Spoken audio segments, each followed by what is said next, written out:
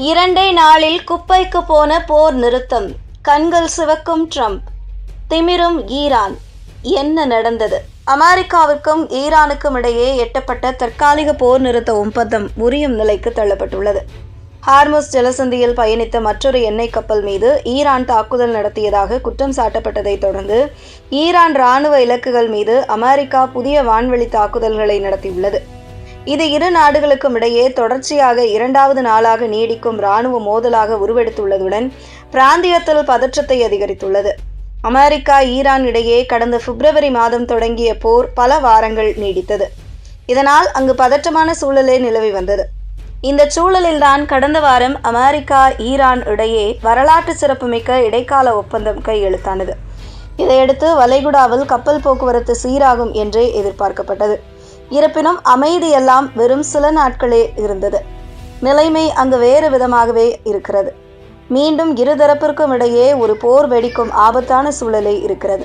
அங்கு நிலைமை மீண்டும் மோசமடைய என்ன காரணம், பின்னணி என்ன என்பது குறித்து தொடர்ந்து பார்க்கலாம். பனாமா நாட்டு கொடியுடன் சுமார் 20 லட்சத்திற்கும் அதிகமான பேரல் கச்சா எண்ணெயை சுமந்து சென்ற MT கிகு என்ற கப்பல் மீது சனிக்கிழமையன்று ஈரான் ட்ரோன் தாக்குதல் நடத்தியது.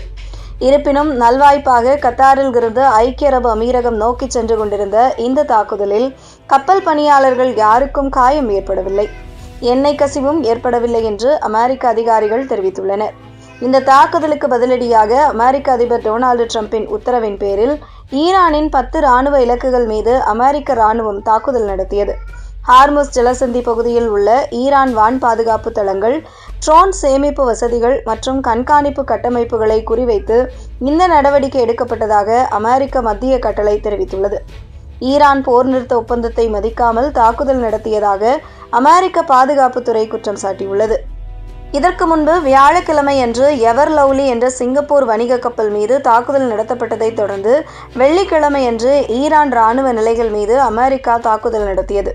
இதற்கு பதிலடியாக ஈரான் அமெரிக்க முகாம்களை இலக்காக கொண்டு தாக்க தொடங்கியது. இவ்வாறு இருதரப்பும் மாறி மாறி தாக்கி வருவது தற்போதைய போர் நிறுத்த ஒப்பந்தத்தில்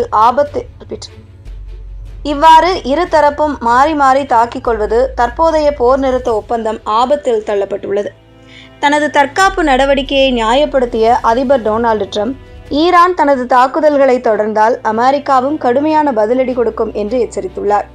அமெரிக்கா பொறுமை காக்க முடியாத நிலை ஏற்படும் என்றும் அவர் எச்சரித்துள்ளார். இதற்கிடையில் ஈரானின் புரட்சிகர காவல்படை இப்பகுதியில் உள்ள அமெரிக்க இராணுவத்தின் பல இடங்களை தாங்கள் குறிவைத்தது தாக்குதல் நடத்தியதாக கூறியுள்ளது. இந்த மோதலின் தாக்கம் அண்டை நாடுகளிலும் எதிரொலிக்கிறது. பஹ்ரைன் நாட்டின் மீது ஈரான் ட்ரோன்கள் தாக்குதல் நடத்தியதாக கூறி அந்நாட்டு வெளியுறவு அமைச்சகம் கண்டனம் தெரிவித்துள்ளது. அமெரிக்காவின் வான்வெளி தாக்குதல்களை தொடர்ந்து ஈரானின் கெஷிம் தீவு மற்றும் சிரிக் பகுதிகளில் பெரிய வெடிச்சத்தங்கள் கேட்டதாக ஈரான் அரசு தொலைக்காட்சி உறுதிப்படுத்தியுள்ளது. உலகளாவிய கடல்வழி எண்ணெய் விநியோகத்தில் பெரும்பகுதி இந்த ஹார்முஸ் ஜலசந்தி வழியாகவே நடைபெறுவதால் மீண்டும் பதற்றம் அதிகரித்துள்ளது. இந்த பிராந்தியத்தில் இன்னும் தொடர்ச்சியான ட்ரோன் தாக்குதல் அச்சுறுத்தல்கள் நிலவுவதாக அதிகாரிகள் எச்சரிக்கின்றனர்.